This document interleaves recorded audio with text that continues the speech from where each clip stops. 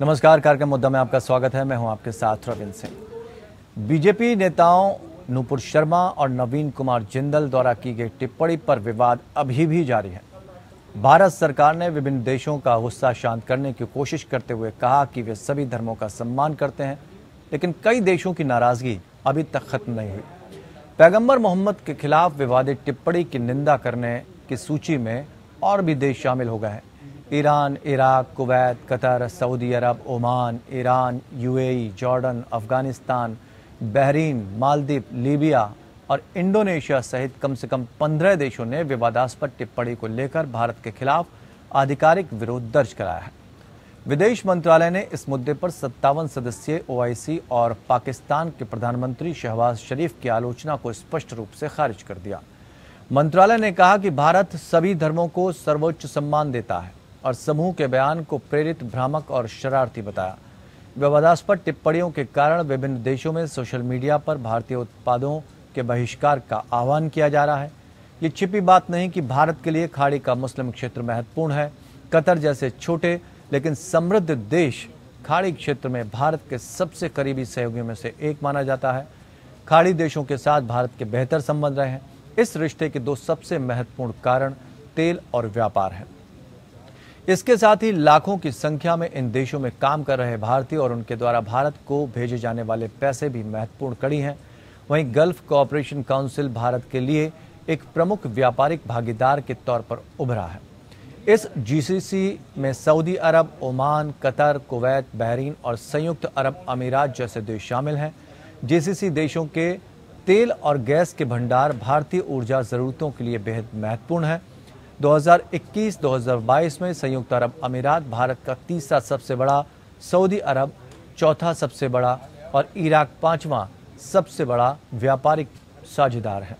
Qatar की बात करें तो ये भारत के कुल व्यापार का 1.4% है, लेकिन प्राकृतिक गैस के लिए भारत का सबसे महत्वपूर्ण आपूर्तिकर्ता है। ऑब्जर्वर रिसर्च फाउंडेशन की एक रिपोर्ट बताती है कि भारत की 84% से अधिक पेट्रोलियम मांग आयात से पूरी की जाती है। भारत ने 2021-2022 में 42 देशों से कच्चा तेल खरीदा, जो कि 2006-07 के 27 देशों से अधिक था। हालांकि भारत के तेल आयात के टॉप 20 देशों का भारत के तेल आयात में 95% से अधिक का योगदान है और टॉप 10 देशों का 80% से ज्यादा योगदान है। गल्फ देशों में 1.34 करोड़ भारतीय काम करते हैं। वर्ल्ड बैंक की एक रिपोर्ट भी बताती है कि रेमिटेंस के मामले में भारत 2020 यानी 2020 में $83.15 बिलियन का सबसे बड़ा प्राप्तकर्ता था। इसमें सबसे बड़ा योगदान खाड़ी में विशाल भारतीय प्रवासी हैं। 2014 में सत्ता में आने के बाद पीएम मोदी ने खाड़ी के देशों से बेहतर संबंध बनाने पर विशेष ध्यान दिया। पीएम बनने के बाद से मोदी 3 बार संयुक्त अरब अमीरात और 2 बार सऊदी अरब का दौरा कर चुके हैं। इसके साथ ही कतर, बहरीन, ईरान, ओमान, फिलिस्तीन आदि देशों का भी दौरा कर चुके हैं। ऐसे में बीजेपी अब पूरे मामले में फूंक फूंक कर कदम रख रही है। नूपुर शर्मा द्वारा पैगंबर मोहम्मद पर दिए गए बयान को लेकर हुए विवाद के बाद अब बीजेपी एक्शन के मूड में आ गई है। बीजेपी ने यूपी में अपने प्रवक्ताओं पर लगाम कसी। बीजेपी ने अपने प्रवक्ताओं से कानपुर हिंसा और नूपुर शर्मा के मामले पर बयान न देने के लिए कहा है। बीजेपी ने अपने प्रवक्ताओं से कहा कि वे संवेदनशील मामले पर बोलते समय ध्यान रखें, किसी धर्म का अपमान न हो। बीजेपी ने अपने नेताओं से किसी भी धार्मिक मुद्दे पर बात रखने से पहले परमिशन लेने के लिए भी कहा है। इसके अलावा पार्टी ही किसी मुद्दे पर डिबेट या मीडिया में बयान देने के लिए लाइन तय करेगी। देर आए दुरुस्त आए वाली हम कहावत यहाँ कर सकते हैं। 2 खास मेहमान इस चर्चा में शामिल हैं कि जब इस तरह की बयानबाजी होती है, किसी भी तरह की बयानबाजी के लिए अगर छूट तय होती, उस पर प्रतिबंध नहीं लगाया जाता या उस तरह की बातचीत पर लगाम नहीं लगाई जाती, तो निश्चित तौर पर उसका खामियाजा कहीं ना कहीं प्रवक्ताओं के जरिए या नेताओं के जरिए भारत सरकार को भुगतना पड़ता है। पहली बार इस तरह की स्थिति बनी कि देश को एक तरह से बैकफुट पर जाना पड़ा। हालांकि जिस तरह के रिश्ते भारत के हैं वो काफ़ी मजबूत हैं गल्फ देशों से। अब कैसे इसकी भरपाई होगी, कैसे ये संबंध फिर से मजबूत होने की दिशा में काम करेंगे, आखिर किस तरह की कार्रवाई चाहते हैं ये देश, क्योंकि भारत सरकार ने जिस तरह का स्टैंड लिया है वो अपने आप में बेमिसाल है। उसने बिल्कुल स्पष्ट कर दिया है कि भारत की सोच जिस तरह से पहले थी रिश्तों को मजबूत बनाए रखने के लिए और किसी भी धार्मिक भावनाओं को कभी ठेस ना पहुंचाने के लिए, वैसे ही आज भी है। दो खास मेहमान हमारे साथ जुड़े हैं। संजीव श्रीवास्तव सामरिक मामलों की जानकार हैं, जितेंद्र कुमार ओझा भू राजनीतिक विशेषज्ञ हैं। आप दोनों खास मेहमानों का बहुत बहुत स्वागत है। तो हम जितेंद्र जी शुरुआत आज आपसे करना चाहते हैं, समझना चाहेंगे कि इस तरह की जो स्थिति बनी है, क्या ये हमारे रिश्तों में, भारत के रिश्तों में, गल्फ देशों के साथ जो रिश्ते हैं उसमें हम थोड़ा बैकफुट पर आए हैं? क्योंकि लगातार अगर देखें कम से कम 15 देश अभी भी मानने को तैयार नहीं है, वो अपनी नाराजगी जाहिर कर रहे हैं। ऐसे में और आगे क्या होगा? देखिए, एक चीज मैं हमेशा से कहता हूं कि हमें साइकोलॉजिकली मजबूत होना है। जो होना था वो हो गया है जी। पहले से भी मैं कहता था कि देखिए, हमारे देश में एक 1/5 पॉपुलेशन मुसलमान लोग हैं, हमें उनकी भावनाओं का ध्यान रखना चाहिए, और बाहर की जो जियोपॉलिटिकल इक्वेशन है जिसमें हमें उनके साथ चलना है, लेकिन हम इसको ध्यान नहीं दे रहे थे। जो स्टैंड पाकिस्तान ले रहा था वो स्टैंड हम नहीं ले सकते हैं। आपकी जो भी पोजीशन होती है वो आप कौन है उसको पहले जानिए, और हम हैं क्या, हम बहुत ही प्लूरल सोसाइटी है, हमारे बाहर की ये एक रिक्वायरमेंट है। दूसरी, हम एक जिम्मेदार डेमोक्रेसी है। इन चीजों से एक अच्छी बात है कि सारे लोग संभाल के चले, लेकिन मैं नहीं समझता हूँ कि भारत ने कोई टेररिस्ट अटैक कर दिया है किसी के ऊपर या कोई बात है। ये टेम्पररी चीजें हैं, आती हैं और ये चली जाएंगी। दूसरी बात मैं कहूंगा कि जिस कोऑर्डिनेशन के साथ ये चीजें हो रही हैं, मुझे कोई शक की गुंजाइश नहीं है कि इसे भीतर से कहीं से कोऑर्डिनेट किया जा रहा है, और इस कोऑर्डिनेट करने में कौन वो ताकतें हैं उनका हम अंदेशा लगा सकते हैं। अगर वो नहीं कर रही हैं तो इस मौके को छोड़ रही हैं, जो मैं नहीं सोचता कि वो लोग ऐसे छोड़ते होंगे। देखिए, डिप्लोमेसी में, जियोपॉलिटिक्स में एक बहुत बड़ा कंपोनेंट है जो बड़ा सीक्रेटली होता है। बहुत बड़ा एक रिसोर्स स्ट्रक्चर आप बना के रखते हैं जो गुप्त होता है, जो पर्दे के बाहर नहीं आता है, और इन चीजों को एक्सप्लॉइट करते हैं। कौन है ये दो लोग? ये सरकार के हिस्सा नहीं है, ये तो दो किसी पार्टी के पॉलिटिकल एक्टिविस्ट हैं, उन्होंने कह दिया। आपको मैं बताना चाहता हूं कि बहुत से अरब के लोग हैं जिन्होंने ये बातें लाइव टेलीविजन पे कही हैं, अरबी भाषा में कही हैं। ठीक है, उनमें से कुछ के खिलाफ रिट्रीब्यूशन हुआ। इजिप्ट में मुझे बहुत अच्छे तरीके से याद है, जब इराक में झगड़ा नहीं हुआ था, सद्दाम हुसैन का ये था, उस समय भी किसी ने ऐसी बातें कही थी। तो ये बातें आज नहीं चलती आ रही हैं, और कितने क्रिश्चियन देशों में लोगों ने कहा है। हालांकि लेकिन जितेंद्र जी, क्या माना जाए इस तरह की जो बयानबाजी है उसको लेकर पहली बार इस तरह की स्थिति बनी कि बाहर के देशों को, गल्फ देशों को हस्तक्षेप करना पड़ा, अपनी नाराजगी जाहिर करनी पड़ी, उसके बाद ये कदम भारत सरकार ने उठाया। ऐसे में कहीं ना कहीं वो देश जो हमेशा भारत पर उंगली उठाते रहे, उनके मंसूबे कामयाब हुए हैं, और वो कहीं ना कहीं उनके चेहरों पर जरूर खुशी होगी। देखिए, थोड़ी बहुत खुशी होगी, लेकिन मैं समझता हूं कि भारत को किसी भी हालत में पैनिक रिएक्शन या पैनिक बटन नहीं दबाना चाहिए था। मेरा ये मानना है। और जो भी देशों के संबंध है वो बहुत, उसकी बुनियाद बहुत मजबूत है, वो छोटी छोटी चीजों पे नहीं होते हैं। लेकिन मैं समझता हूं कि सिर्फ बयान का असर नहीं रहा, भारत के खिलाफ बहुत जोरों से प्रोपेगेंडा भी चल रहा था। और मैं सोचता हूं कि जो लोग बहुत ज्यादा हिंदूवाद करके जो है उल्टी सीधे बातें करते हैं, वो नेशनल कोहेजन को फ्रैक्चर करते हैं, क्योंकि इस्लामिक रेडिकलिज्म एक हकीकत है। लेकिन इस्लामिक रेडिकलिज्म को झगड़ा मैंने खत्म करने का तरीका काउंटर हिंदू रिएक्शन या काउंटर हिंदू पेरोकिलिज्म हरगिज नहीं होना चाहिए था। तो ये जो है गलत पहले से हो रहा था, तो इस गलत चीजों के कॉन्टेक्स्ट में ये बात आती है, तो इस वजह से रिएक्शन हुआ। और मैं सोचता हूं कि वो लोग खुश नहीं हो रहे होंगे। मुझे पूरा विश्वास है कि जो एक दो ताकतें हैं वो बिहाइंड द सीन बहुत जोरों से इसको कोऑर्डिनेट कर रहे हैं, ब्रीफ कर रहे हैं। मैंने तो देखा है जाके कि किस तरीके से ये कश्मीर सेंटर यूरोप में, पूरे यूरोप में, नॉर्थ अमेरिका में और वेस्ट एशिया में ये खोल दिए गए थे, और ये सारे जो है कहां से वो आ रहे थे फंडिंग, और एक का देश करता है, दूसरा देश उसको पेट्रोनाइज करता है। मैं समझता हूं कि भारत को एक मजबूत नेशनल सिक्योरिटी स्ट्रेटजी बनाने की जरूरत है, नेशनल विजन बनाने की जरूरत है, जिससे पॉलिटिकल पार्टी से लेकर सिविल सर्विस से लेकर सारे लोग रहें, और रहने के बाद ये एक क्लैरिटी रहे कि क्या कहना है, क्या रेड लाइन है, कहाँ है और कहाँ नहीं है। लेकिन एक बात मैं कहना चाहूंगा रविंद्र जी, हम एक बहुत बड़े देश हैं, हम एक वाइब्रेंट डेमोक्रेसी हैं, और एक वाइब्रेंट डेमोक्रेसी में आप सोसाइटी के हर तबके को कंट्रोल करके नहीं रख सकते हैं।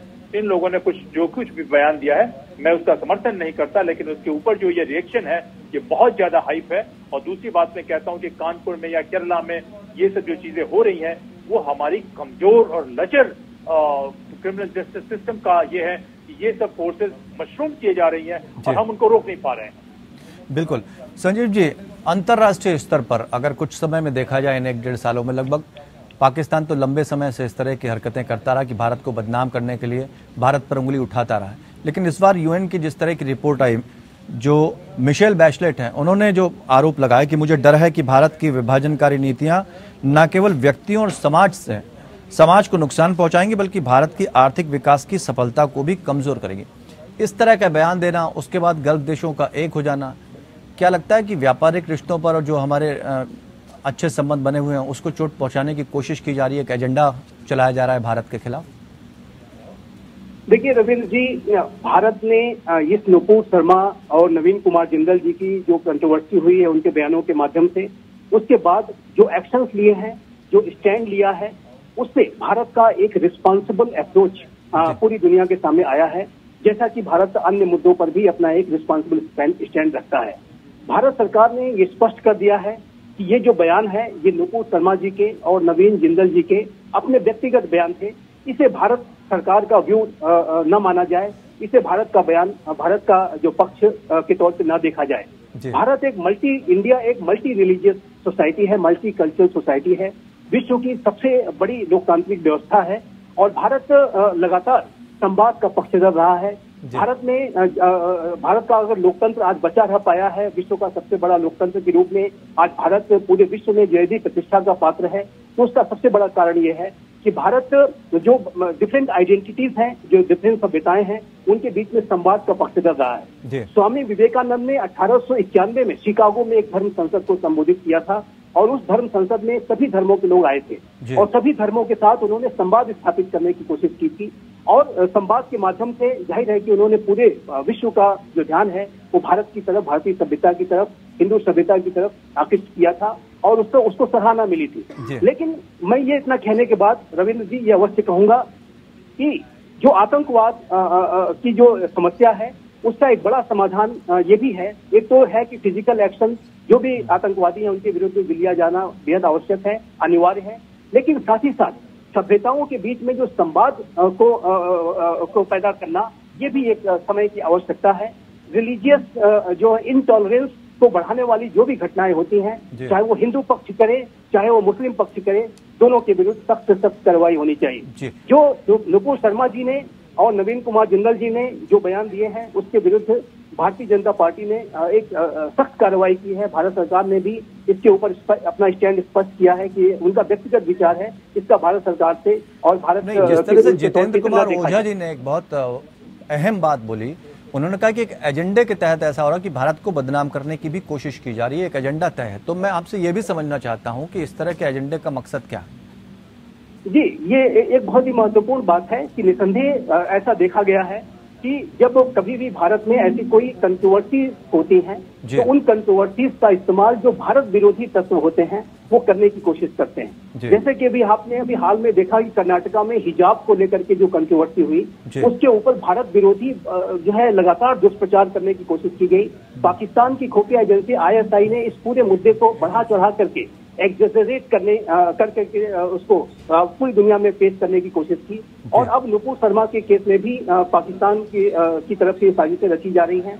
लेकिन भारत ने, चाहे वो पाकिस्तान की तरफ से ऐसी साजिशों की बात हो, चाहे वो OIC जैसा जो संगठन है उसकी तरफ से जो बयान आए हैं उसकी भारत सरकार ने कड़ी आलोचना की है और ये कहा है कि इस तरीके के जो बयान है, चाहे वो पाकिस्तान की तरफ से आए चाहे वो OIC की तरफ से आए, ये अनवारंटेड है, नैरो माइंडेडनेस को शो करता है और जाहिर है कि इस तरीके के बयान कम्युनल माइंडसेट को भी शो करता है। अभी जो OIC ने कश्मीर के मामले पर डिलिमिटेशन के इशू पर जिस तरीके के बयान दिए थे उसके ऊपर भी भारत ने कहा था कि OIC का कम्युनल माइंडसेट है।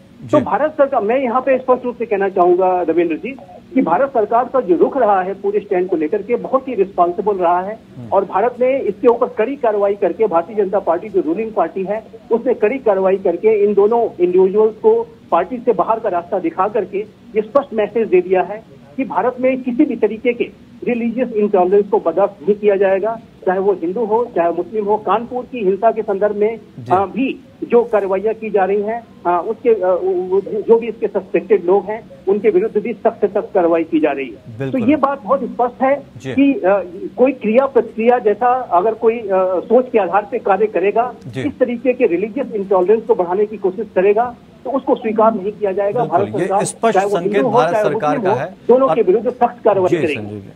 बिल्कुल स्पष्ट संकेत दे दिया है कार्रवाई करके कि इस तरह की चीजों पर भी जीरो टॉलरेंस रहेगा। साथ ही दूसरे देशों को जो भारत पर उंगली उठाते हैं उनको हमेशा से आईना दिखाता आ रहा है भारत। जितेंद्र जी, आपके पास आना चाहेंगे और ये समझना चाहेंगे कि जब इस तरह की घटनाएं होती हैं, इस तरह की बयानबाजी होती हैं, तो दूर देशों पर इसका क्या असर पड़ता है, जहां पर भारतीय लोग निवास कर रहे हैं, जहां से वो अपनी रोजी रोटी चला रहे हैं, उन पर किस तरह का असर होता है? इस सवाल का जवाब देने से पहले रविंद्र जी, मैं तो नेशनल सिक्योरिटी पढ़ता नहीं हूँ, मैं तो नेशनल सिक्योरिटी प्रैक्टिस किया और सब कुछ छोड़ के प्रैक्टिस किया। एक बात बड़ी साफ है कि समरथ को नहीं दोष बताएं, जो आप कहा जाता है ना। चीन में देखिए कि क्या कर रहे हैं वो, हजारों हजार लोग, लाखों लोग जो है कैंप में चले गए, उनके घर को लेके चले गए, लेकिन कोई मुसलमान देश जवाब नहीं देता, कुछ नहीं बोलता, चुपचाप रहते हैं। इन दो लोगों ने, जिनकी कोई बहुत ज्यादा अहमियत नहीं है, इन्होंने बोला। और कौन लोग हैं ये? देखिए, एक बात बड़ी साफ होनी चाहिए, भारत सरकार और पार्टी और सरकार दोनों अलग अलग चीज है। तो ये लोग पार्टी के प्रवक्ता थे, सरकार के प्रवक्ता नहीं थे। और एक डेमोक्रेसी है, डेमोक्रेसी में देखिए उन्होंने जो कुछ भी कहा, उन्होंने वही कहा जो दूसरे लोग रिट्रेट कर चुके हैं इस्लामिक देशों में। मैं कई एक अरब के ऐसे लोगों को जानता हूं जो छोड़ के और यूरोप में और नॉर्थ अमेरिका में जाके बस चुके हैं, और ये उन लोगों ने भी खराब शब्दों का इस्तेमाल करके कहा है। तो देखिए, एक बड़े प्रजातांत्रिक देश में ये नहीं कहा जा सकता है। और दूर तो यही कहना चाहूंगा कि परिणाम का ध्यान रखना चाहिए, सरकार में जिम्मेदार लोगों को ध्यान रखना चाहिए। इस बयान से पहले भी मैं कह रहा हूं कि कई बार जो है कई चीजें माहौल खराब हो रहा था, वो नहीं होना चाहिए। और आपका क्रिमिनल जस्टिस सिस्टम मजबूत होना चाहिए। कोई कहता है, वो कहते हैं कि देखिए यहाँ की अदालत हमारे प्रधानमंत्री के कब्जे में नहीं है, इससे जो कह रहे हैं वो उनकी आजादी हम नहीं कह सकते हैं। तो जो लोगों की आजादी है उसका सम्मान कीजिए, कहिए। और ये पैनिक बटन दबाना, रिएक्ट करना, वो नहीं होता है। आप दुनिया में किसी से कोई सर्टिफिकेट नहीं ले सकते हैं। दूसरी बात, मैं और दो बातें आपको कहना चाहूंगा आपके इस प्लेटफॉर्म के माध्यम से, कि जो देश कह रहे हैं, कौन से वो देश हैं? मुस्लिम देश है अधिकतर, सारे में के सारे ऑटोक्रेटिक हैं, प्रजातंत्र का जो है उनमें कहीं नामो निशान नहीं है। और उन्होंने क्या किया है? इस्लाम की एक इमोटिव आइडेंटिटी है, लेकिन इस्लाम की आइडेंटिटी को लेके, पैगंबर की आइडेंटिटी को लेके इन लोगों ने अपनी जनता को दबा के रखा हुआ है कि तुम कुछ नहीं बोल सकते हो। जहां बोला इस इस्लाम के नाम पे, रिलीजन के नाम पे तुमको हम दबा देंगे, खत्म कर देंगे। तो मैं नहीं कहता कि सरकार को झगड़ा करना चाहिए, सरकार को डिप्लोमेटिकली हैंडल करना चाहिए, बिना झुके, बिना दबे, बिना पीछे हटे, लेकिन इन चीजों को देख के चलना चाहिए। तो उनका मकसद है ये करना। तीसरी बात जो मैंने कहा कि बाहर के कौन देश हैं, देखिए ये हकीकत है कि पाकिस्तान की आईएसआई वहां की एक सम्राट की तरह, वो एक ओलिगार्क की तरह वहां रूल करती है, और उसको प्रश्रय किसी समय में अमेरिका से मिलता था, अब प्रश्रय उनको चीन से मिलता है। क्यों नहीं वो चीन के उइगुर के बारे में एक भी बात कहते हैं? क्योंकि जानते हैं कि कुछ नहीं होगा, और उनको जोरदार जो है एक जवाब मिलेगा और उनका दिमाग दुरुस्त हो जाएगा। लेकिन जितेंद्र जी, अगर हम भारत के प्रति अगर रुख देखें दूसरे देशों का, तो पाकिस्तान के प्रति सऊदी अरब का रुख उतना स्ट्रांग नहीं जितना भारत के प्रति है। नहीं, बिल्कुल, क्योंकि उन्होंने देखा कि पाकिस्तान जाके सऊदी अरेबिया में टेरर अटैक करवा रहा है। मक्का, वहां के जो है मक्का और मदीना में कई टेरर अटैक में पाकिस्तानियों का हाथ रहा, जाके वहां पे वो ऑर्गेनाइज क्राइम करवा रहे हैं। इसीलिए मैं इस बात को समझना चाह रहा हूं कि इस पूरी मुहिम में जिस तरह से विरोध हुआ है, उसमें सऊदी अरब का भी योगदान है। वो भी नाराजगी अपनी जाहिर कर रहा है, कतर अपनी नाराजगी जाहिर कर रहा है, जो कि भारत को सहयोग करता है। देखिए, एक टेम्पररी ये फेज है और ये फेज चला जाएगा, उसकी हमें बहुत ज्यादा परवाह करने की जरूरत नहीं है। जो बात मैं कहना चाह रहा था वो कंप्लीट नहीं कर पाया, वो बात ये है कि चाइना हमेशा पाकिस्तानी नेटवर्क को प्रश्रय देते रहता है कि तुम अपने नेटवर्क से इनको एक्टिवेट करो। और पाकिस्तान का जो है इस समय कुछ भी क्यों ना हो, इस्लाम के नाम पे, किसी नाम पे उनके टैक्स है, उनके गुडविल है, उनके रिसोर्सेज है, जिसका वो इस्तेमाल करते रहा है। तो इसमें देखिए, कोई शक के लोग कहें या नहीं कहें, और शायद कुछ कहेंगे, मेरी असेसमेंट है, लेकिन जरूरी मुद्दों पे मैंने कई दफे आपको भी कहा कि मेरी असेसमेंट कभी गलत नहीं हुई है। तो इसमें निश्चित रूप से चाइना का प्रश्रय हो रहा होगा कि भाई कहा क्या है कि दो छोटे लोगों ने कुछ कह दिया, उन्होंने कोई आक्रमण तो नहीं किया, कोई अटैक तो नहीं किया। तो देखिए, इस बात को एक लेवल के बाद इसकी बहुत ज्यादा तवज्जो नहीं दी जानी चाहिए। इसको देखा, देखने के बाद जो है हमारे स्पोक्समैन ने इसको डिस्कार्ड कर दिया, और हमारे रिलेशनशिप जो है बहुत सारे नेशनल इंटरेस्ट के इस पे बसे हुए हैं। और कभी कभी इस रिलेशनशिप में लोग बात कहेंगे, लेकिन वो बात कहते हैं तो आपको ज्यादा पीछे नहीं हटना है, लेकिन बिल्कुल उनके संवेदनाओं का ध्यान रखना है, अपने घर के भीतर के मुसलमानों का और जो मुस्लिम देश है उनका भी। तो हम जो भी कहें अपने देश के लोगों को कहें कि भाई संयम से बातचीत कीजिए, लेकिन अगर कहीं इतनी बड़ी सोसाइटी में कुछ हो जाता है तो पैनिक की गुंजाइश नहीं होनी चाहिए। रविंद्र जी जी बिल्कुल। संजीव जी, क्या लगता नहीं कि दोहरी नीतियों के साथ चलते हैं ये देश? क्योंकि चाइना में जिस तरह की स्थिति बनी हुई है मुसलमानों की, अल्पसंख्यकों की, तो उसको वो इनको नज़र नहीं आती। भारत में जब इस तरह की कोई घटना होती है या कोई कुछ कहता है तो उनको नज़र आता। पाकिस्तान में अल्पसंख्यकों की क्या स्थिति बनी है वो उनको नज़र नहीं आती। तो दोहरी नीति नहीं कहेंगे इसको। बिल्कुल, ये एक डबल स्टैंडर्ड दिखाई देता है। पाकिस्तान का हो, ओआईसी का हो, वीगर मुस्लिम्स के साथ इतना ज्यादा जो है सप्रेशन हो रहा है। 1 मिलियन से भी ज्यादा लोग वीगर मुस्लिम्स वहाँ कंसंट्रेशन कैंप जैसी स्थितियों में रह रहे हैं। उनको पूरी तरीके से उनका पूरी आइडेंटिटी उनको बदल देने के ऊपर चाइना में जिस तरह से उइगर मुसलमानों की स्थिति बनी हुई है, उनको कभी अलगाववादी कहा जाता है, उनको कभी आतंकवादी की श्रेणी दी जाती है, तो इस तरह की चीजें उनको नहीं दिखाई देती और कोई आज तक बयान नहीं आया चाइना के खिलाफ। जी, वही मैं कह रहा था रविंद्र जी कि बिल्कुल यही स्थिति, यही जो डबल स्टैंडर्ड्स हैं, इनके बारे में इन राष्ट्रों को, पाकिस्तान जैसे राष्ट्रों को, ओआईसी को सोचना चाहिए कि जो वीगर मुस्लिम्स के साथ जो अन्याय हो रहा है, अत्याचार हो रहा है, उसके बारे में तो वो कुछ नहीं बोलते। लेकिन ये जब कभी भी भारत विरोधी कुछ ऐसा मौका मिल जाता है तो वो फिर बयानबाजियां शुरू हो जाती हैं और भारत के विरुद्ध हर तरीके का दुष्प्रचार करने की कोशिश पाकिस्तान जैसे राष्ट्र ओआईसी जो करने की कोशिश करता है। तो ये उनके डबल स्टैंडर्ड को ही शो करता है। लेकिन जहां तक इस पूरे बयान को लेकर के अभी तक भारत सरकार का जो स्टैंड है, जो भारत के जो सऊदी अरेबिया के साथ, यूएई के साथ, कतार के साथ, जीसीसी की जो कंट्रीज के साथ संबंध बहुत ही गहरे हैं और ये जो संबंधों को मुझे नहीं लगता कि ये जो कंट्रोवर्सी है इसके ऊपर कोई असर पड़ेगा। ये एक टेम्पोररी फेज है, ये कुछ दिनों में ये शांत होगा और भारत में जो ये नुपुर शर्मा जी के विरुद्ध और नवीन कुमार जिंदल जी के विरुद्ध जो ruling party Bharatiya Janata party ने जो कड़ा जो एक्शन लिया है उसका भी निसंदेह उनके ऊपर असर होगा। और जहां तक इन राष्ट्रों के साथ हमारे आर्थिक रिश्तों की बात है, हमारा जो एक बहुत ही सबसे बड़ा जो डायस्पोरा वहां रहता है, उसकी वजह से भी ये संबंध बड़े प्रगाढ़ हैं। तो मुझे लगता है कि भारत जो है सबसे बड़ा ऑयल का जो इम्पोर्टर वहीं से करता है। चूंकि वक्त हमारे पास है, बहुत संक्षेप में सिर्फ एक सवाल का हम जवाब चाहेंगे 30 सेकंड में आपसे। संयुक्त राष्ट्र की चौखट पर अब ये मामला पहुंच गया है, तो क्या ऐसे में क्या रिंग मास्टर के तौर पर हम संयुक्त राष्ट्र को देखें? बिल्कुल नहीं, बिल्कुल नहीं। भारत चाहे वो संयुक्त राष्ट्र हो, चाहे वो अमेरिका हो, चाहे वो अन्य राष्ट्र हो, इस तरीके के भारत के आंतरिक मामलों में यदि ऐसा कोई बयान दिए जाएंगे तो ये बयान निसंदेह अनवारंटेड होंगे, इसे भारत सरकार स्वीकार नहीं करेगी। चलिए, बहुत बहुत शुक्रिया आप दोनों मेहमानों का हमारे साथ इस चर्चा में शामिल होने के लिए। लेकिन भारत के व्यापार पर कोई असर पड़ने वाला नहीं। भारत ने जिस तरह की कार्रवाई की है, भारत वैसे ही अपने संकेत दे चुका है कि वो सर्वधर्म समभाव की दृष्टि से देखने वाला व्यक्ति है, देखने वाला देश है, शांति चाहता है और हमेशा दूसरे देशों के साथ शांति ही बनाए रखी है। इसलिए भारत पर बाकी देश भरोसा भी करते हैं और जिस तरह की कार्रवाई की है उससे भारत के संबंध और आने वाले समय में मजबूत होंगे। दोहरी नीतियां कुछ देश अपनाते रहे, वो भले ही अपनाते रहें, लेकिन भारत जिस तरह का स्टैंड लेता है, जिस तरह की छवि भारत की दुनिया में बनी हुई है, वो बनी रहेगी, उसको शायद ही कोई मिटा पाए। फिलहाल इतना ही, जुड़े रहिए हमारे साथ।